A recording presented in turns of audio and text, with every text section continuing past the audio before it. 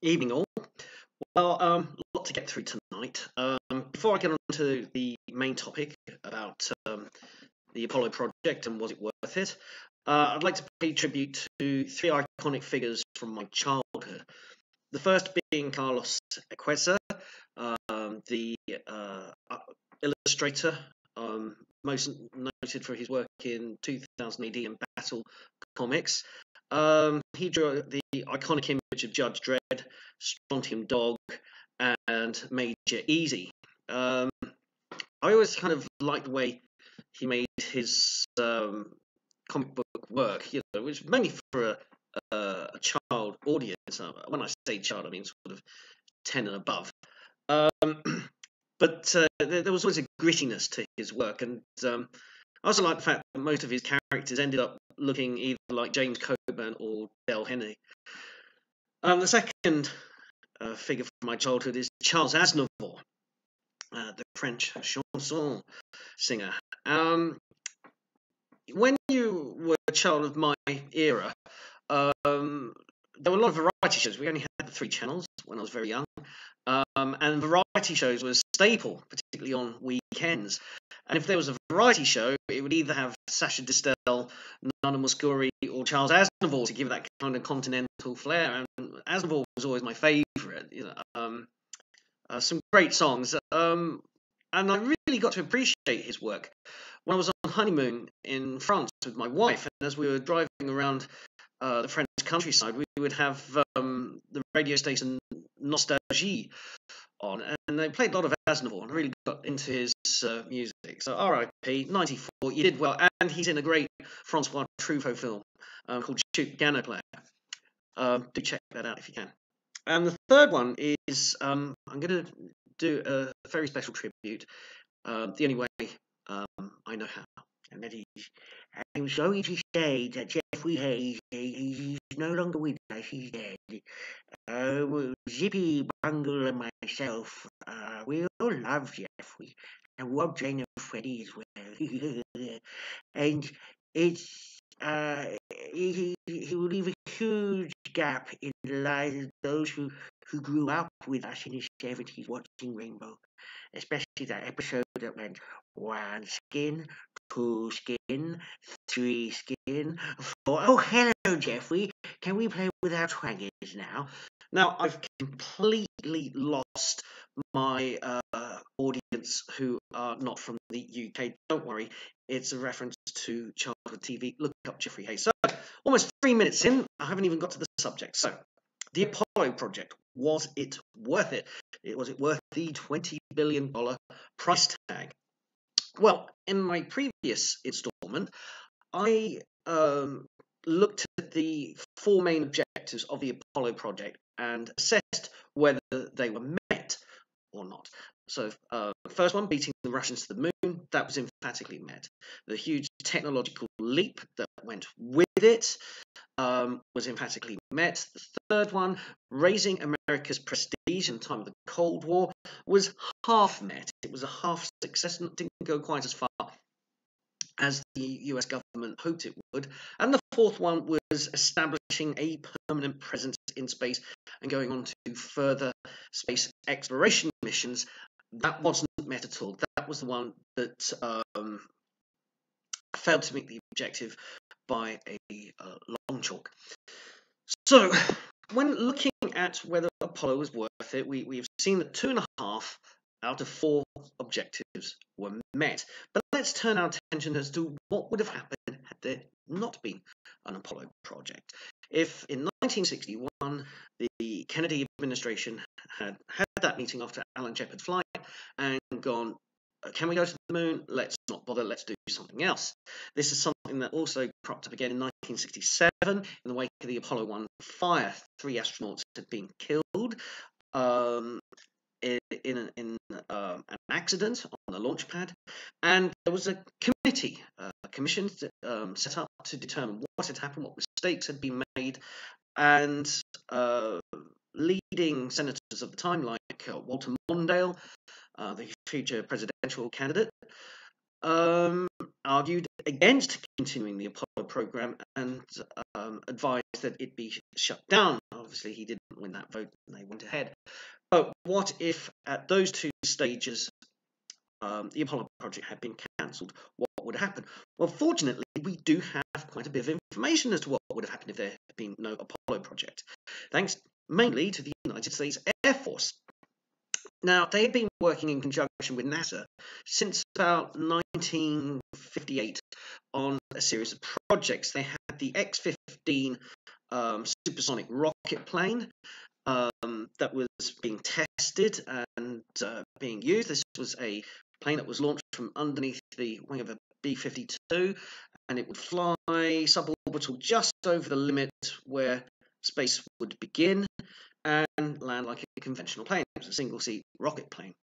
The US Air Force was going to follow this up a few years later with something called the X-20, or Dinosaur, short for dynamic soaring. So that would be, again, another space plane that would be strapped to a powerful rocket like a Titan, be launched, go into orbit, and then land as a plane, much like the X-15, but with greater range, speed, and capability. Now, the X-20 would eventually, well, they would take ideas from the X-20 and morph it into the Space Shuttle program. But the X-20 was really the beginning of that idea of a space plane. The thing about the X-20, though, is that even though it was hypersonic, you could call it was a rocket plane that could go into space, we're still talking about a single-seat aircraft with no kind of scientific application, unlike the Space Shuttle, which was a multi-purpose vehicle. You could launch satellites from it, you could use the remote manipulator arm to conduct repairs on broken satellites in orbit. You could also put a laboratory in the Space Shuttle. So it was a multi-purpose vehicle, which the X-20 wasn't. The X-20 would have been a great leap in aerodynamic technology, if not having all the capabilities of the Space Shuttle. The other thing that the Americans were going to work on, had there been no Apollo project, was the manned orbiting laboratory. Again, this was an Air Force idea. The manned orbiting laboratory was designed to be a two-man semi-permanent space station. I mean, it'd be up there for, I think, a few months at a time before the orbit would decay and fall back to Earth.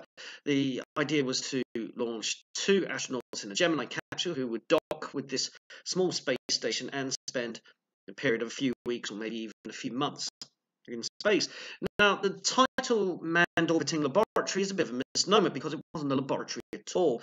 It was going to be used for espionage. It was going to be fitted with all these high-resolution cameras, and the two astronauts were going to be performing experiments. They were going to be spying on and photographing the Soviet Union, Warsaw Pact countries, Cuba, China, you name it. The problem they found with the manned orbiting laboratory concept was that the cameras they were going to fit on it were ones that they had been putting into high altitude spy planes and the earliest space satellites.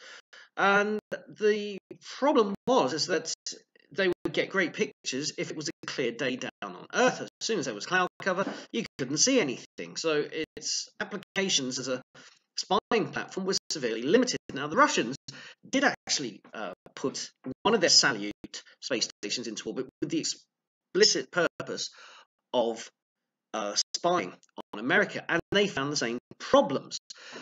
It wasn't until the development of much more sophisticated spy satellites that could actually penetrate the cloud cover that they made advancements in that. So the manned orbiting laboratory wouldn't have succeeded in the long term, and also the X-20, even though as a aeronautical engineering feat would have been great, it lacked the applications. So what you would have, a NASA without Apollo in the 60s and 70s would have lagged behind, wouldn't have had a great technological leap. Would that necessarily have been a bad thing? Well, as I said in the previous video, the microchip came about 1959, and it was it was the right product for the right time, replacing valve-driven computers. And reel-to-reel driven computers, you could now put a small microchip-powered or operated computer into a space capsule. Now, with the microchip being developed, but with no kind of big application that it could go in, it probably would have languished for a little bit and then adopted perhaps a little bit later on, about a decade after it actually came into operation. So what we'd be looking at, a world without Apollo, we'd probably be, on the whole, in terms of computing technology, in terms of communication technology, we'd probably be about 10 years, possibly even 15 years behind, because there was no impetus. The other thing about the Apollo program and the technological boost is that a lot of things got raised considerably. I mean, you developed considerably in parallel, in concert. So if you have the microchip and you need communications technology vastly improved, the two things went together at the same time.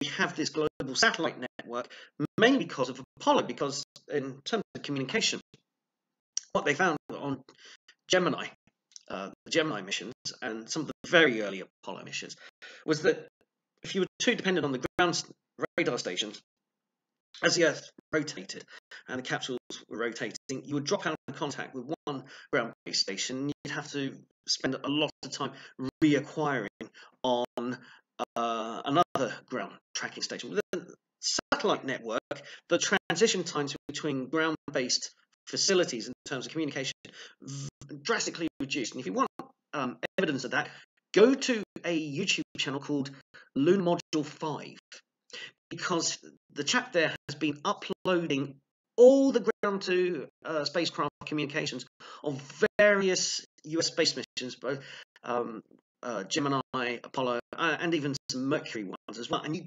get to see how things are different. So much time in the earlier space missions I just spent trying to acquire the signal of the spacecraft. On Apollo, the later ones, when they're going off to the moon, that communication has come right down. They don't spend all that time.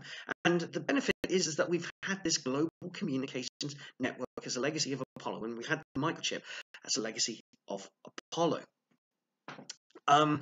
Now, how this played out in the Cold War is interesting, because with no America doing the Apollo project, would the Russians have made an effort to go to the moon? Well, the evidence that we have from the Russian space archives, and by no means are things still declassified over there, and there's a fantastic space historian, I think called, is it James Oberg? I think I've got to look that up, but yeah, James Oberg is a American space historian who's looked into the Russian spaceflight program, wrote an excellent book called Red Star in Orbit, and he has found evidence that the Russians' insatiable desire to be one up over America possibly would have led them to do a moon mission anyway. But what stymied the Russians was the death of their genius rocket designer, Sergei Korolev, who really was the brains of everything. He was the equivalent of Wernher von Braun over at NASA. And Korolev had all these great designs, but he had to suffer a Politburo and Soviet leadership that kept demanding bigger and better propaganda efforts to one up over America. So the Russians never really got to have a space program that was based around a concentrated level of achievement and excellence. It was the Russians did perhaps the most pointless space flight in history, which is Voskhod 1, where they just shoved 3 cosmonauts in tracksuits, not even in spacesuits, put them in tracksuits, and shoved them into a Vostok capsule, which was designed for 1 man. They stripped out so many electronics, so much stuff that made the Vostok work and could be controlled by the pilot. So they're shoving 3 guys in there who had very little to do up on I think it was a 1 orbit mission. It had absolutely no scientific or engineering value whatsoever. It was purely propaganda. effort, and being sidetracked by missions like that cost the Russians um, valuable time, resources, and an increase of skills and technology because they're being sidelined on these flashy projects. Also, Valentina Tereshkova, the first woman in space, her mission again was largely automated, didn't add much to the space program other than the value of in the Soviet Union. We value the contribution of women, so we're going to put woman in space capture. The Americans aren't even thinking of that because they're still wedded to their idea of the male test pilot being an astronaut. So what Apollo did, to the effect it had on the Soviet space program, was it pushed the Russians into a race that they could scarcely win. The development of their N-1 rocket, which they had to cobble together from some of Korolyev's notes. Korolev himself had designed the successful Soyuz capsule, but had died before its maiden launch, and the maiden launch killed the cosmonaut that was on board it. And the N-1 rocket was designed by this committee, and it had so much going wrong, but it was still massively expensive, massively complicated. And what was interesting is seeing an interview with the Russian cosmonaut Alexei Leonov, who later went on to become the head of the Russian Space Agency. And he said that the pressure to keep up with America was crippling, not just to the Russian Space Agency, but to the Russian state itself. The Americans had $20 billion to spend. The Russians had a fraction of that amount, and were trying to make their space program work. I mean, their moon mission, planning for the moon mission, was a lot more risky than America's. A lot more fraught with danger. Even their effort to make the first spacewalk was very haphazard compared to the American effort. Almost killed Leonov when he did it. And they were getting into a technological race with America and Leonov said that as things went on, the Russians were becoming dispirited, that they would look over at the Americans. So the Americans did all their testing and everything in the open, was showing off all their equipment, and the Russians would just look at it with envy, going, they've got all that development, they've got all these resources, they're doing all this planning, and we just can't compete. And the Russians tried, because they have to save face, and ultimately they failed. And this led to an interesting period post-Apollo, where the American cachet after the Vietnam War had fallen, and then Watergate, the American prestige had fallen, and Jimmy Carter was almost like apologizing for America around the world, weak leadership. But when Reagan became president, there was a resurge, and luckily for Reagan, they got the space shuttle to work, certainly in the early years.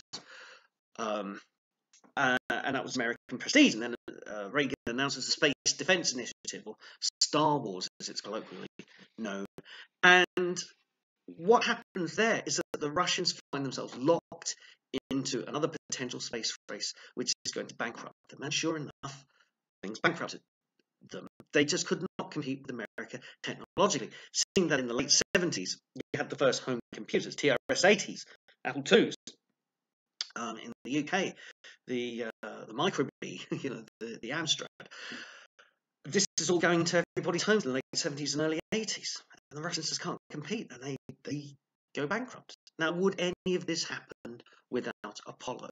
This was an effect that Apollo had that I don't think Kennedy and his advisors and the people at NASA envisaged back in 1961, that the space race would ultimately lead to an American victory, not because of what was actually physically achieved on the moon, but because the American system, capitalism, and the freedom to do this public space program, and these great things, as Kennedy said, ultimately pushed Russia into a race that they could never, in the long term, win. They could get small victories here and there.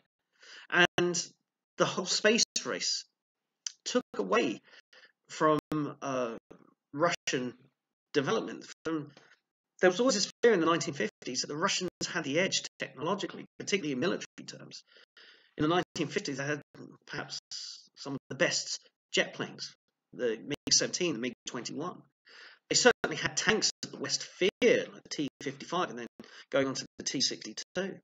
But by the 70s, they've got the T-72, which is vastly inferior to, say, the Chieftain tank or the Leopard, or even in terms of capabilities, the M60, well, the later versions of the F-60, at least when the Abrams came out, that was it for the T-72.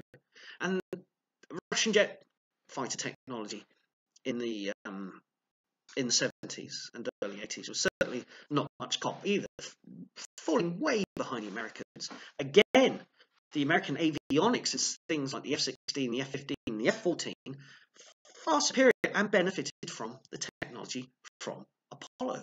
So was it $20 billion well spent? Well, if you look at it from the point of view that, well, America put people on the moon, and then that was it. And then they didn't really follow it up with anything. Then it probably, on the surface, doesn't seem worth it. But when you look at the holistic picture, when you look at the Cold War as a whole and what brought down communism, there had to be a catalyst. It wasn't just the glasnost and the perestroika and the appointment of Gorbachev, kind of, about as liberal as a communist could get. He reacted. Gorbachev himself said in an interview that when he became president of Russia, chairman of the Politburo, whatever they called the title, he looked at the accounts books, and the accounts books showed a Russia that was bankrupting itself because communism just wasn't efficient and it wasn't working, but also because of the need to compete with America. And where was the cutting edge of America? It was in space.